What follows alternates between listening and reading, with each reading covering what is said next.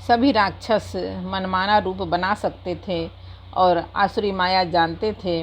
उनके दया धर्म स्वप्न में भी नहीं था।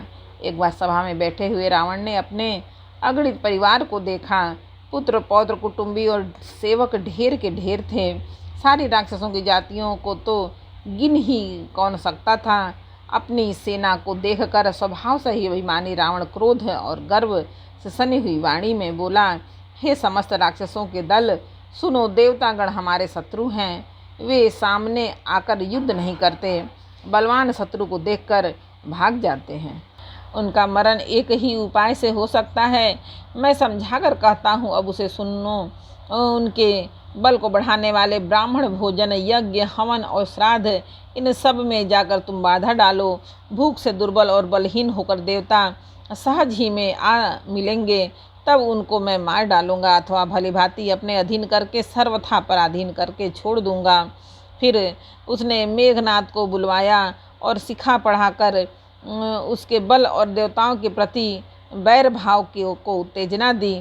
फिर कहा, हे पुत्र, जो देवता रण में धीर और बलवान हैं और जिन्हें लड़ने का अभिमान है, उन्हें युद्ध में जीत कर बांध लाना। बेटे ने उठकर पिताजी की आज्ञा को सिरोधार्य किया। इसी तरह उसने सबको आज्ञा दी और आप भी हाथ में गदा लेकर के चल दिया। रावण के चलने से पृथ्वी डगमगाने लगी और उसकी गर्जना से देवर मड़ियों के गर्भ गिरने लगे। रावण को क्रोध सहित आते हुए सुनकर देवता ने सुमेरु पर्वत की गुफाएं तकी भागकर सुमेरु की गुफाओं का आश्रय लिया। दिक्पालों ने सारे सुंदर लोगों को रावण ने सुना पाया। वह बार बार भारी सिंह गर्जना करके देवताओं को ललकार ललकार कर गालियां देता था। रावण के मध्य में मतवाला होकर वह अपनी जोड़ी का योद्धा खोजता हुआ जगत भर में दौड़ता फिरा, परंतु उसे ऐसा योद्धा कहीं नहीं मिला। सूर्य, चंद्रमा, वायु, वरुण, कुबेर, अग्नि, काल और यम आदि सब अधिकारी, किन्नर, सिद्ध, मनुष्य, देवता और नाग, सभी के पीछे वह हठपूर्वक पड़ गया। किसी को भी उसने शांतिपूर्वक नहीं बैठने दिया। ब्रह्मा जी की सृष्टि में जहाँ तक शरीरधारी स्त्री पुरुष थे, सभी रावण के अधीन हो गए। डर के मारे सभी उसकी आज्ञा का पालन करते थे और नित्य आकर नम्रतापूर्वक उसके चरणों में सिर नवाते थे। उसने भुजाओं के बल से सारे विश्व को वश में कर लिया, किसी को स्वतंत्र नहीं रहने दिया। इस प्रकार मंडलिक राजाओं का शिरोमणि सार्वभौम सम्राट रावण अपने इच्छानुसार राज्य करने लगा। देवता दक्ष, गंधर्व, मनुष्य, किन्नर और नागों की कन्याओं तथा बहुत सी अन्य सुंदरियों और उत्तम स्त्रियों को उसने अपने भुजाओं के बल से जीत कर ब्याह लिया। मेघनाथ से उसने जो कुछ कहा उसने मेघनाथ ने मानो पहले से ही कर रखा था, अर्थात रावण के कहने भर की देर थी। उसने आज्ञा पालन में तनिक भी देर नहीं की। जिनको रावण ने मेघनाथ से पहले ही आज्ञा दे रखी थी, उन्होंने जो करतूत की, उन्हें सुनो। सब राक्षसों के समूह देखने में बड़े भयानक, पापी और देवताओं को दुख देने वाले थे। वे असुरों के समूह उपद्रव करते थे और माया के अनेकों प्रकार के रूप धरते थे। जिस प्रकार धर्म की जड़ कटे, वे वही सब वेद विरुद्ध काम करते थे। जिस स्थान में वे गौ और ब्राह्मणों को पाते थे, उसी नगर, गांव और पूर्व में आग लगा देते थे। उनके डर से कहीं भी शुभ आचरण, ब्राह्मण भोजन, यज्ञ, श्राद्ध आदि नहीं होते थे। देवता, ब्राह्मण और गुरु को कोई नहीं मानता था। न हरि भक्ति थी, न यज्ञ, तप और ज्ञान था। वेद और पुराण तो स्वप्न में भी सुनने को नहीं मिलते थे। जप, योग, वैराग्य, तप तथा यज्ञ में देवताओं के भाग पाने की बात रावण कहीं कानों से सुन पाता तो उसी समय स्वयं उठ दौड़ता, कुछ भी रहने नहीं पाता। वह सबको पकड़कर विध्वंस कर डालता था। संसार में ऐसा भ्रष्ट आचरण फैल गया कि धर्म तो कानों में भी सुनने में नहीं आता था। जो कोई वेद और पुराण कहता, उसको बहुत तरह से त्रास देता और देश से निकाल देता था। राक्षस लोग जो घोर अत्याचार करते थे उनका उसका वर्णन नहीं किया जा सकता।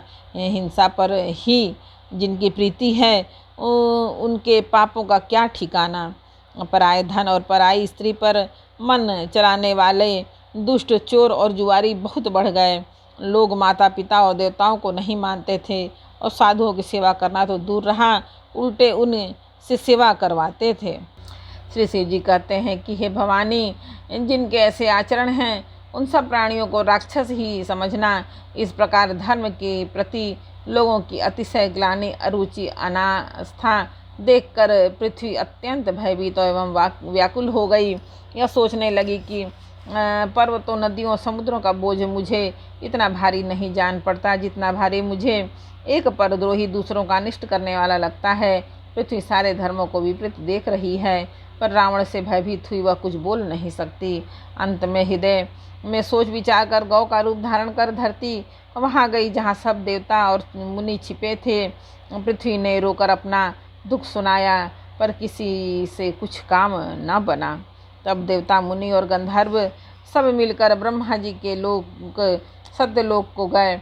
भय और शोक से अत्यंत व्याकुल बिचारी पृथ्वी भी गौ का शरीर धारण किए हुए उनके साथ थी। ब्रह्मा जी सब जान गए। उन्होंने मन में अनुमान किया कि इसमें मेरा कुछ भी वश नहीं है चलने का। तब उन्होंने पृथ्वी से कहा कि जिसकी तू दासी है वही अविनाशी हमारा और तुम्हारा दोनों का सहायक है। ब्रह्मा जी ने कहा, हे धरती, मन में धीरज धारण करके श्री हरि के चरणों का स्मरण करो।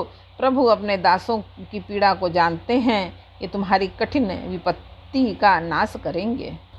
सब देवता बैठकर विचार करने लगे कि प्रभु को कहाँ पावें ताकि उनके सामने पुकार फरियाद करें। कोई वैकुंठपुरी जाने को कहता था तो कोई कहता था कि वही प्रभु क्षीर समुद्र में निवास करते हैं।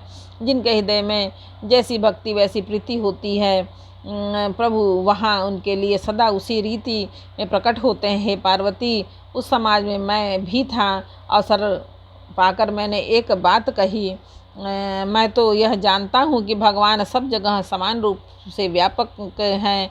प्रेम से वे प्रकट हो जाते हैं। देश, काल, दिशा, विदिशाओं में बताओ ऐसी जगह कहाँ है जहाँ प्रभु न हो। ऐसे वे चराचर में व्याप्त होते हुए भी सबसे रहित हैं और विरक्त हैं। उनकी कहीं आसक्ति नहीं है। वे प्रेम से प्रकट होते हैं जैसे अग्नि व्यक्त रूप से सर्वत्र व्याप्त है, परंतु जहाँ उसके लिए अरणि मंथनादि साधन किए जाते हैं वहाँ वह प्रकट होती है। उसी प्रकार सर्वत्र व्याप्त भगवान भी प्रेम से प्रकट होते हैं। मेरी बात सबको प्रिय लगी। ब्रह्मा जी ने साधु साधु कहकर बड़ाई की। मेरी बात सुनकर ब्रह्मा जी के मन में बड़ा हर्ष हुआ। उनका तन पुलकित हो गया और नेत्रों से प्रेम के आंसू बहने लगे। तब वे धीर बुद्धि ब्रह्मा जी सावधान होकर हाथ जोड़कर स्तुति करने लगे। एक बार बोलो रामायण मैया की जय।